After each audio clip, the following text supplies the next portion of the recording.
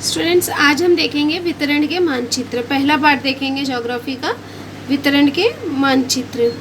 अब जैसे कि पिछली कक्षाओं में आपने भूगोल में जिला, राज्य, देशों आदि के बारे में आप अध्ययन कर चुके हो, तो इसमें हम देखेंगे मानचित्र का मुख्य उद्देश्य। अब हमारे जैसे पहले चैप्टर का नाम ही है वितरण के मानचित्र। तो मानचित्र क्या है? मानचित्र का मुख्य उद्देश्य क्षेत्र की स्थिति और वितरण दर्शाना होता है। अर्थात कोई भी जगह है तो उसकी कहाँ पर स्थित है और वहाँ पे कौन कौन सी चीज़ें हैं, उसके वितरण को दर्शाना होता है।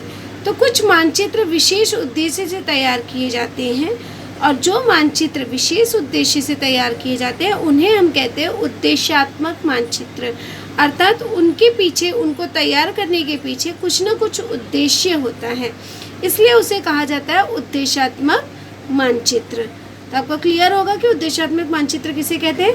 जो मानचित्र किसी विशेष उद्देश्य से बनाए जाते हैं उसे उद्देश्यात्मक मानचित्र कहते हैं। ऐसे मानचित्र द्वारा विभिन्न घटकों के अंतर्गत उस क्षेत्र का चरांक अर्थात घटक, प्रमुख घटक जो है, किसके बारे में, चरांक मतलब होता है घटक, कि किस घटक के बारे में बताया गया है, किस घटक को दर्शाया गया है, उसके बारे में वह होता है। मानचित्र में किसी प्रदेश की वर्षा, अब ये घटक है, ये चरांक है, किसी प्रदेश की वर्षा, तापमान, जनसंख्या आदि के वितरण को सांख्यिकी जानकारी के अनुसार दर्शाया जाता है। अर्थात उसमें सांख्यिकी अंकों में उसे दर्शाया जाता है। जैसे कहीं पर जनसंख्या है तो 1 लाख है, 10 लाख है, ये 1 लाख 10 लाख ये जो है सांख्यिकी हो गया। कहीं वर्षा हुआ तो कितना मिलीमीटर हुआ, मतलब 1000 हुआ, 1600 हुआ, 1500 हुआ, ये हो गई सांख्यिकी जानकारी। इस प्रकार के मानचित्रों का उपयोग प्रदेश के विविध घटकों के वितरण का स्पष्टीकरण दर्शाने के लिए किया जाता है। जैसे किसी प्रदेश में वर्षा कितनी है तो वह दर्शाने के लिए सांख्यिकी उपयोग किया जाता है। वहाँ का तापमान कितना है, वहाँ की जनसंख्या कितनी है। ऐसे मानचित्रों में घटकों का वितरण संबंधी ढांचा सरलता में समझ में आ जाता है। तो इसे हमें आसानी से समझ में आता है कि कहाँ पर वर्षा अधिक हो रही है, कहाँ पर वर्षा कम हो रही है, या कहाँ पर तापमान अधिक है, या किस राज्य का, किस क्षेत्र का तापमान कम है, और या कहाँ पे जनसंख्या अधिक है और कहाँ पे जनसंख्या वितरण कम पाया जाता है। यह हम आसानी से उस मानचित्र को देखकर समझ जाते हैं। वितरण मानचित्रों को बनाने के लिए संबंधित घटकों की सांख्यिकी जानकारी आवश्यक होती है। अगर हमें किसी भी चीज़ का वितरण मानचित्र बनाना है, वितरण मतलब होता है विभाजित करना, अलग अलग विभाजित करना, तो वितरण मानचित्र बनाना है तो उसके लिए हमें ज़रूरी है कि उसकी सांख्यिकी जानकारी हो, अर्थात अंकों में जानकारी ज़रूरी है, नहीं तो हम वितरण मानचित्र नहीं बना सकते। मानचित्रों में यह वितरण निम्न 3 प्रकारों से दर्शाया जा सकता है। अब जो है इस वितरण के मानचित्र को जो है 3 भागों में विभाजित किया गया है। अब हम देखेंगे वितरण के मानचित्र को कौन से 3 भागों में विभाजित किए हैं। सबसे पहले है बिंदु पद्धति। अगर आप देखोगे तो यहाँ पर अलग अलग जगहों पर बिंदु का इस्तेमाल किया गया, छोटे छोटे बिंदु का इस्तेमाल किया गया, तो इसलिए इसको कहते हैं बिंदु पद्धति, पहली है। दूसरा है क्षेत्रघन पद्धति। अगर आप क्षेत्रघन पद्धति देखोगे तो यहाँ पर कहीं पे डार्क कलर यूज़ किया गया है, कहीं पर उसी में लाइट कलर यूज़ किया गया है, अर्थात रंग छटा का इस्तेमाल किया गया है। तो ये है हमारी क्षेत्रघन पद्धति। और थर्ड है समघन पद्धति। अब अगर समघन पद्धति आप देखोगे तो यहाँ पर ज़्यादातर आपको काला और सफ़ेद और कुछ रंग का इस्तेमाल किया गया है, तो इसे हम कहते हैं समघन पद्धति। तो इस तरह से रंगों का इस्तेमाल, विविध रंगों का इस्तेमाल किया गया है। अब देखिए बिंदु पद्धति। अब हम पहले देखेंगे कि बिंदु पद्धति किसे कहते हैं और बिंदु पद्धति को किस तरह से मानचित्र वितरण में दर्शाया जाता है वह देखेंगे। सांख्यिकी जानकारी के आधार पर बिंदु पद्धति से मानचित्र तैयार किया जाता है, अर्थात मानचित्र में बिंदु का इस्तेमाल किया जाता है। बिंदु पद्धति के मानचित्र तैयार करते समय केवल गणना के आधार पर प्राप्त जानकारी का उपयोग किया जाता है। जो भी जानकारी हमको प्राप्त है उसका उपयोग करके हम बिंदु पद्धति से मानचित्र को तैयार करते हैं। किसी विशिष्ट प्रदेश में जिस प्रकार के घटक का वितरण हुआ है उसी प्रकार से मानचित्र में बिंदु दर्शाकर वितरण दर्शाया जाता है। जैसे अभी बिंदु पद्धति का हम इस्तेमाल कहाँ करते हैं? प्रदेश की जनसंख्या को जानने के लिए करते हैं या पशुओं की संख्या का वितरण जानने के लिए। किसी की भी संख्या का वितरण जानने के लिए हम बिंदु पद्धति का इस्तेमाल करते हैं। बिंदुओं द्वारा वितरण दर्शाते समय बिंदु का मूल्य निर्धारित किया जाता है। जैसे जब हम ग्राफ बनाते हैं तो 1 सेंटीमीटर बराबर हम कुछ मानते हैं, तो उसी तरह से यहाँ पर बिंदुओं का, जैसे एक बिंदु बराबर 100, तो ऐसे कुछ ना कुछ उसका मूल्य निर्धारित करना पड़ता है। उसके लिए प्रदेश के अंतर्गत घटकों की सांख्यिकी जानकारी अर्थात न्यूनतम तथा अधिकतम संख्या ध्यान में रखी जाती है। जब हम निर्धारित करते हैं तो हम देखते हैं कि सबसे कम संख्या क्या है, कहाँ का है, और सबसे अधिक संख्या क्या है, उसके अनुसार हम उसका मूल्य निर्धारित करते हैं। इस प्रकार बिंदुओं का मूल्य निर्धारित किया जाता है। अर्थात मूल्य निर्धारित करते समय हमें उसके सबसे इम्पोर्टेंट चीज़ है कि अधिक क्या है और कम क्या है, इसके बारे में हमें जानकारी होनी चाहिए। यह मूल्य निर्धारित करते समय बिंदु का आकार, घटकों का घनत्व और मानचित्र का पैमाना आदि ध्यान में रखा जाता है। प्रत्येक उप विभाग के अंतर्गत प्रशासकीय सीमाएं अर्थात उसकी सीमा कहाँ तक है, घटकों की संख्याओं के लिए कितने बिंदु देने हैं, यह पहले निश्चित किया जाता है। मतलब जहाँ पे अगर मान लो कम है तो कितना है, अगर मान लो 100 हमने किया तो कहीं पर कम है तो हम 1-2 बिंदु दिखाएंगे, कहीं पर 50 है तो हम 50 बिंदु दर्शाएंगे। तो एक कितने के बराबर है उसके अनुसार हम यहाँ पर बिंदुओं की संख्या दर्शाते हैं।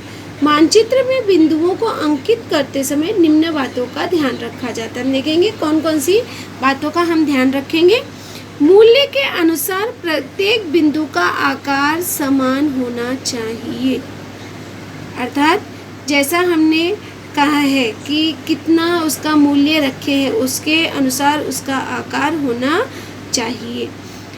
प्रदेश की प्राकृतिक रचना, जल स्रोत, यातायात प्रबंधन आदि घटकों का वितरण ध्यान में रखते हुए उसके अनुसार बिंदु दिए जाते हैं। अर्थात उसकी प्राकृतिक रचना किस तरह से है, वहाँ पे पहाड़ किस तरह से हैं, वहाँ पे जल स्रोत क्या है, यातायात की कौन सी सुविधा है, उसके अनुसार हम बिंदु देते हैं। जनसंख्या का वितरण दर्शाते समय ग्रामीण जनसंख्या बिंदु द्वारा और नगरीय जनसंख्या दर्शाने के लिए गोल का उपयोग किया जाता है। अब यहाँ पे अलग अलग, वहाँ पे बिंदु में भी हम अलग अलग जो है उसका शेप रखते हैं। अर्थात जब हमें ग्रामीण जनसंख्या दर्शानी है तो हम छोटी छोटी बिंदु का इस्तेमाल करेंगे, और जब हमें नगरीय जनसंख्या दर्शानी है तो हम गोल का इस्तेमाल करेंगे। जो घटक किसी प्रदेश में विपुल मतलब होता है अधिक मात्रा में, विपुल मात्रा में फैले हुए होते हैं, ऐसे घटकों के वितरण के लिए बिंदु पद्धति अधिक उपयुक्त होती है। तो बिंदु पद्धति जो है जहाँ पर अधिक मात्रा में हमें कुछ दर्शाना है तो उसके लिए बिंदु पद्धति सबसे उचित होती है। अब देखेंगे हम मानचित्र में कि यहाँ पर बिंदु पद्धति से किस तरह से हम अध्ययन करेंगे। तो अमरावती जिले की जनसंख्या वितरण का मानचित्र दिया गया है। बिंदु पद्धति से वितरण दर्शाने वाले मानचित्र का अध्ययन करके हम इन प्रश्नों का उत्तर देंगे। अब सबसे पहले आपको देखना है कि किस तरह से बिंदु पद्धति होती है। तो ये जो मानचित्र है यहाँ पे आप देख रहे हो कि यहाँ पर बिंदु पद्धति का इस्तेमाल किया गया है। यहाँ पे देख रहे हो छोटी छोटी बिंदु पद्धति है और ये उसका मान माना गया है। जैसे एक बिंदु बराबर यहाँ पर आपको दिया गया है 10,000 जनसंख्या, मतलब एक बिंदु जहाँ पर है वो हमको दर्शाता है कि यहाँ पर 10,000 जनसंख्या पाई जाती है।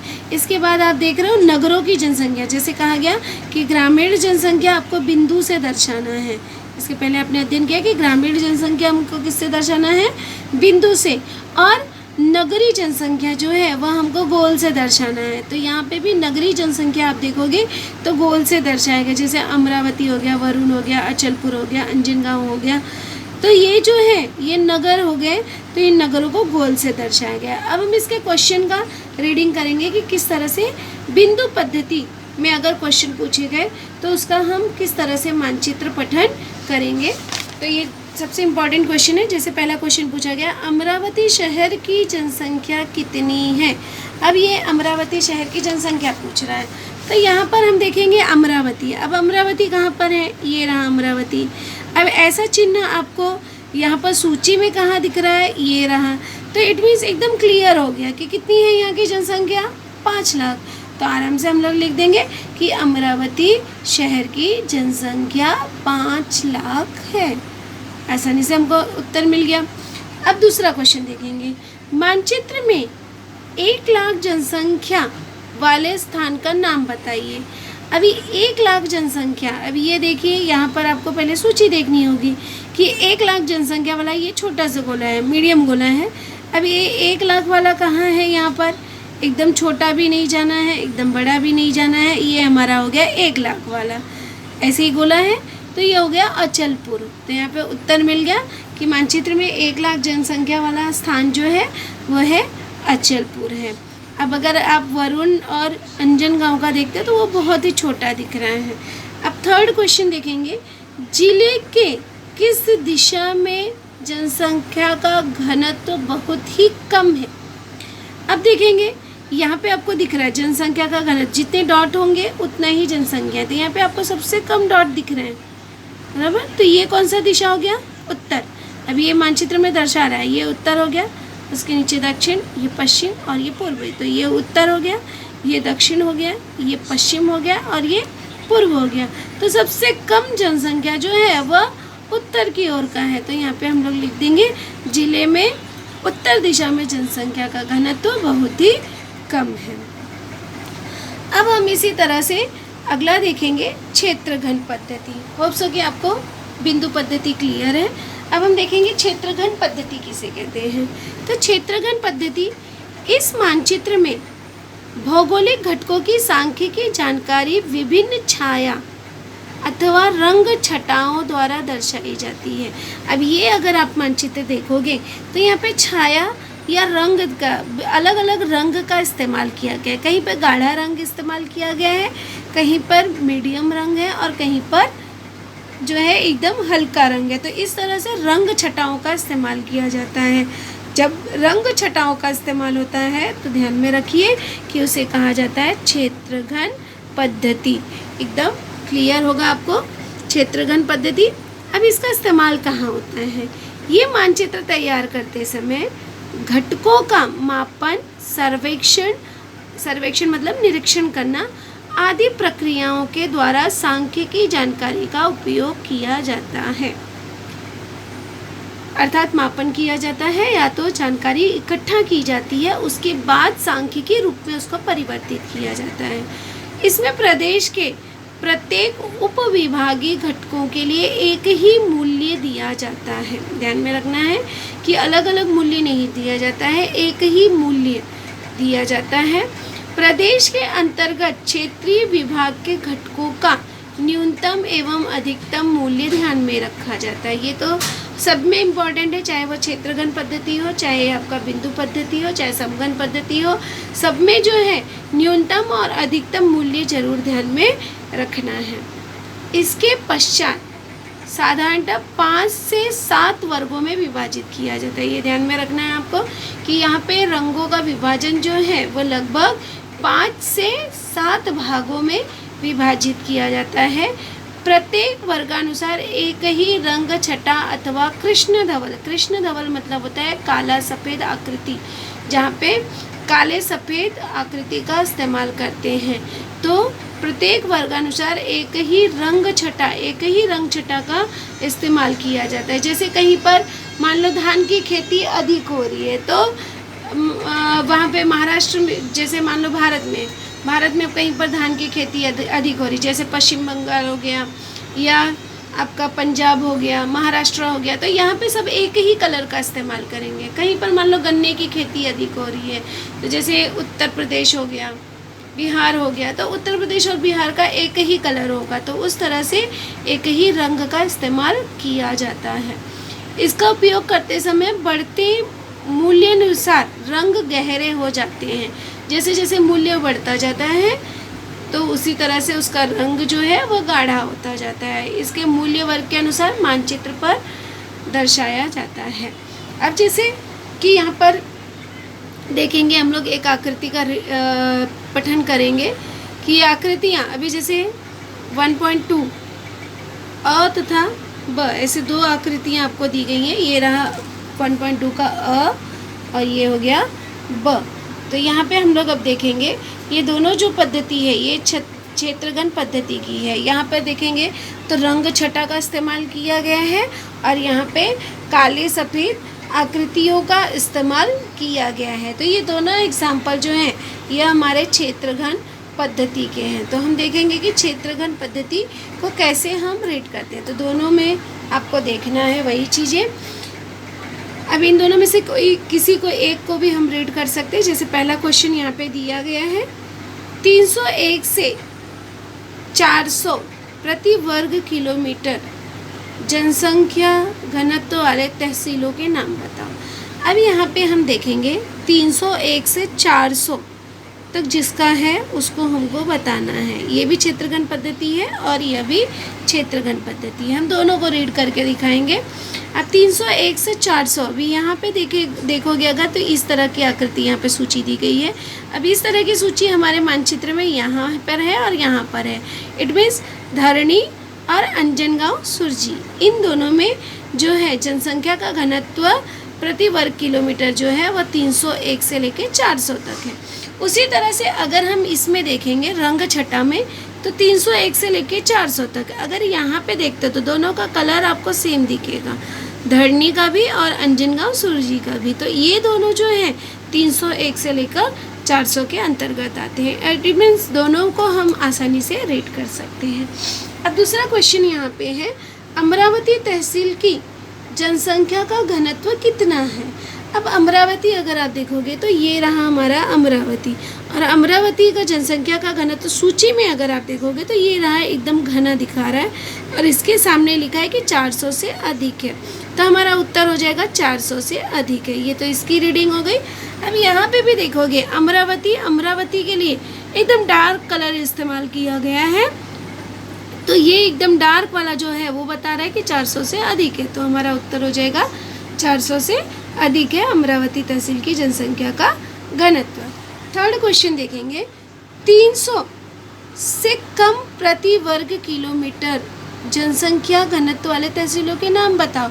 अब 300 से कम जो है ये सब आ जाते हैं, 201 से लेके 300, 101 वाला 200, 100 से कम, ये सब आ जाते हैं हमारे 300 से कम प्रति वर्ग किलोमीटर में। तो ये सारे राज्य आ जाएंगे, चाहे वो चिखलदरा हो, दरियापुर हो, चांदूर बाजार हो, भटकुली हो, मोर्शी हो, वरुण हो, तिवसा है, चांदूर रेलवे है, दमड़गांव रेलवे है, नांदगांव खंडेश्वर है, ये सब जो है हमारा 300 से कम में आ जाता है।